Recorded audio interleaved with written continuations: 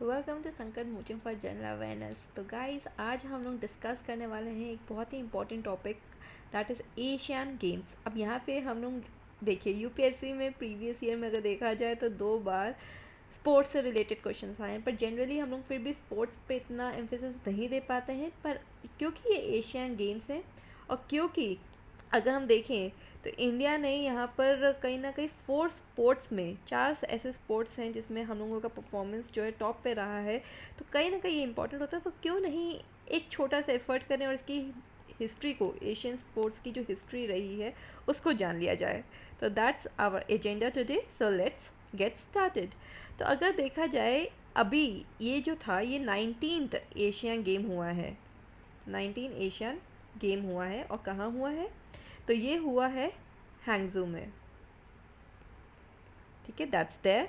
तो अगर हम देखें तो 19th एशियन गेम्स जो हैंगजू में हुआ है 2022 में हुआ है, तो इसको हम लोग क्या कहते हैं? तो इसको हम एशियाड के नाम से भी जानते हैं। तो एशियाड हम कहते हैं इसको, दैट्स देयर। और ये एक तरह का मल्टी स्पोर्ट इवेंट है जो कि हर 4 साल पे वो होता है। तो एवरी 4th ईयर हमको ये देखने को मिलता है। तो ये चीज़ याद रखना ज़रूरी है कि यहीं पे ही कम्पिटिटिव एग्ज़ाम्स जो है हमको घुमाते हैं।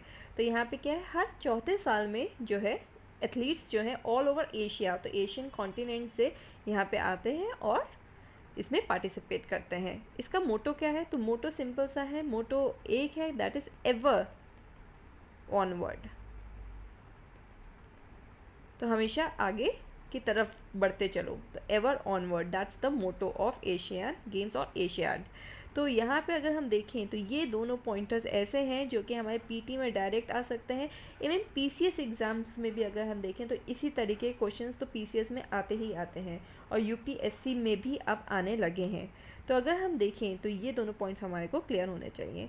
तो नेक्स्ट हम पॉइंट क्या डिस्कस कर सकते हैं? तो सिंस 1982 इसको रेगुलेट कौन कर रहा है? तो सिंस 1982 ये ज़्यादा टू आ गया, तो 82 ये रेगुलेट हो रहा है रेगुलेटेड बाय ओलंपिक, नाम याद रखिएगा, ओलंपिक काउंसिल ऑफ एशिया, जिसको हम लोग क्या कहते हैं? OCA। इससे पहले एशियन गेम्स फेडरेशन जो है इसको रेगुलेट करता था, earlier by Asian games federation इसको रेगुलेट करता था। पर अभी हमारे लिए क्या इंपॉर्टेंट है? तो OCA जो है वो रेगुलेट कर रहा है, that is Olympic council of Asia. ये चीज़ हमको याद रखना है। तो ओलंपिक काउंसिल ऑफ एशिया, देखो अपना ये एशिया का ओलंपिक्स ही है, ठीक है? तो ओलंपिक्स काउंसिल ऑफ एशिया यहाँ पे रेगुलेट कर रहा है। इसको रिकॉग्नाइज किसने किया हुआ है? तो रिकॉग्नाइज हुआ है ये by the international Olympic committee, and it is the second largest multi sport event after the Olympics. तो ओलंपिक्स के बाद सबसे बड़ा जो हमें स्पोर्ट्स में देखने को मिलता है तो वो ये ही इवेंट है, दैट इज़ एशियाड।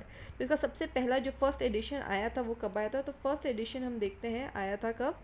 तो ये 1951 में आया था। तो हमारी आज़ादी हुई थी 1947, तो उसके बाद ये हमको देखने को मिलता है 1951 में एशियाड गेम्स। और इसका सबसे पहले हुआ कहाँ था? तो न्यू दिल्ली में हुआ था, इसीलिए ये इंपॉर्टेंट है।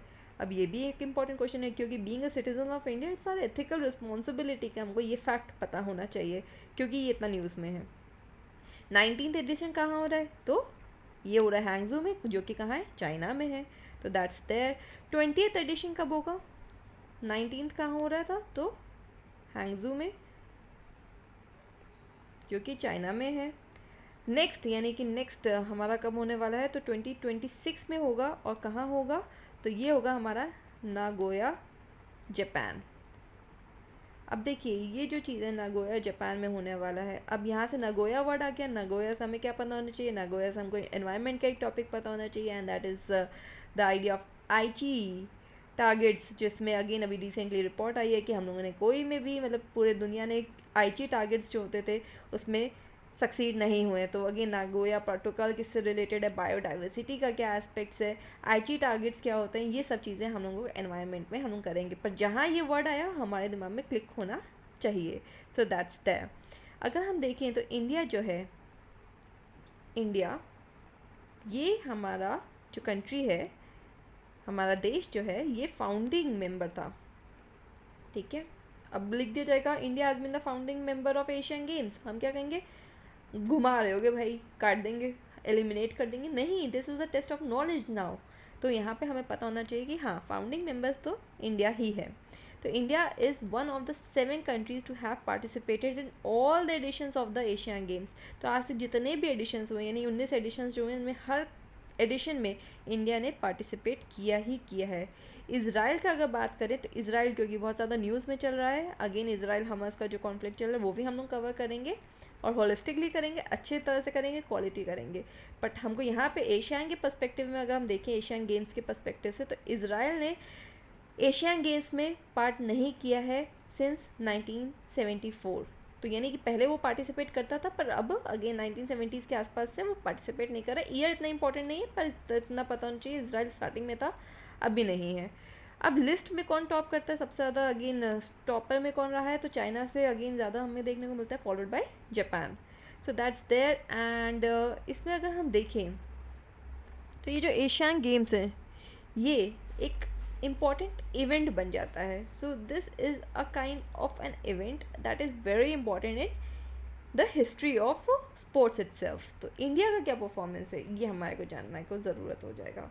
तो इंडिया और इंडियंस एट एशियन गेम्स, तो हमारा क्या परफॉर्मेंस है।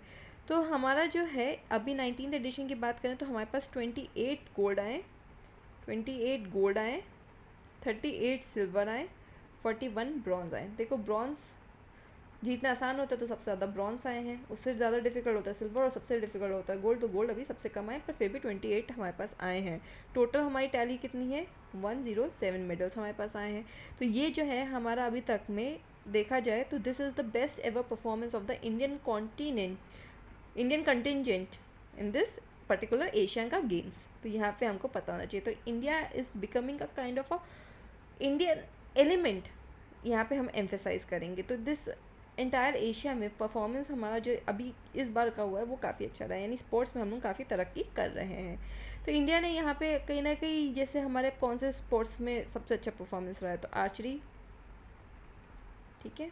जब आर्चरी मैंने तब से देखना शुरू करा था जब हम लोग, नहीं हुआ था 2010 में हमारा कॉमनवेल्थ गेम्स, तब से हम लोग आर्चरी में देखो परफॉर्मेंस। क्रिकेट, तो क्रिकेट यहाँ पे होता है, तो क्रिकेट में परफॉर्मेंस। कबड्डी कबड्डी कबड्डी कबड्डी, तो कबड्डी में हम लोगों का परफॉर्मेंस, और हॉकी में तो रहेगा ही रहेगा। तो हॉकी, इन सारे स्पोर्ट्स में हम लोगों ने बहुत अच्छा परफॉर्म किया है।